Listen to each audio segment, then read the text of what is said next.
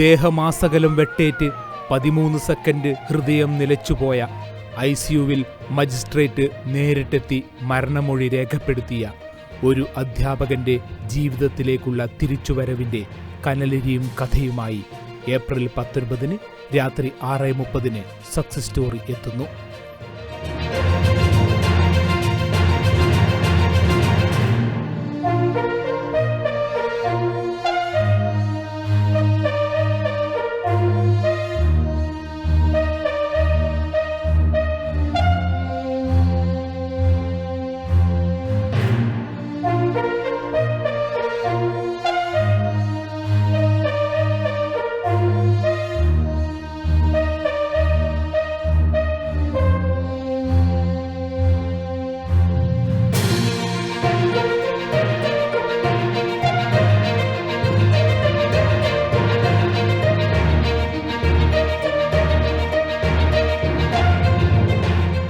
ഇപ്പോൾ സംഘർഷം ചുറ്റുപാട് നടക്കുന്നൊരു സമയം കൂടിയാണ്.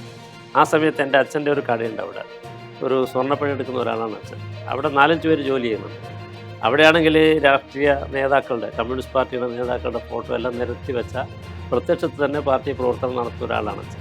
അതുകൊണ്ട് ഏതായാലും വന്നല്ലോ, അപ്പോൾ തിരിച്ചു പോകുന്നതിൻ്റെ ഇടയിൽ ആരെയും കുറെ ആക്രമിക്കാവുന്ന രീതിയിൽ അച്ഛൻ്റെ ഷോപ്പിലേക്ക് എൻ്റെ ബോംബെറിഞ്ഞു. അതിനുശേഷം വാളുകൊണ്ട് വെട്ടി. അതിൻ്റെ ഭാഗമായിട്ട് അച്ഛൻ്റെ കൈയെല്ലാം മുറിക്കേണ്ടി വന്നു, വലത് കൈ മുറിച്ച് മാറ്റേണ്ടി വന്നു. ബെല്ലടിക്കാൻ മിനിറ്റുകൾ മാത്രം ബാക്കി. ബസ്സിറങ്ങി സ്കൂൾ കുട്ടികൾക്കൊപ്പം VK സുരേഷ് ബാബു എന്ന അധ്യാപകൻ സ്കൂൾ ലക്ഷ്യമാക്കി അതിവേഗം നടന്നു. നിർത്തിയിട്ട കാറിനു പിന്നിൽ നിന്ന അക്രമി സംഘം ആ അധ്യാപകനെ വളഞ്ഞു. കോട്ടയുടെ മുമ്പിൽ കുട്ടികളെ ഇറക്കിയതിന് ശേഷം അവിടെ നിർത്തിയിടുന്നൊരു കാറുണ്ട്.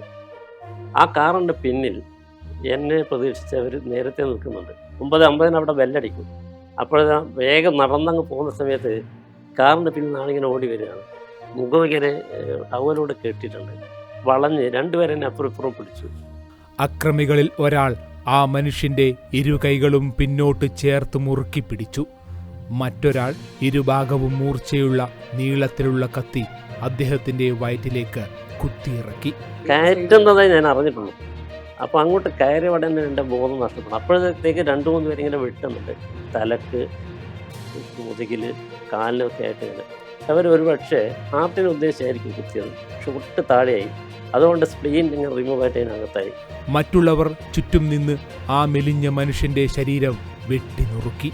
മരണത്തിന്റെ നൂൽപാലത്തിലൂടെ സഞ്ചരിച്ച VK സുരേഷ് ബാബു എന്ന അവാർഡ് ജേതാവായ അധ്യാപകനെ അറിയാൻ 3 ദിവസം അബോധാവസ്ഥയിലായിരുന്നു.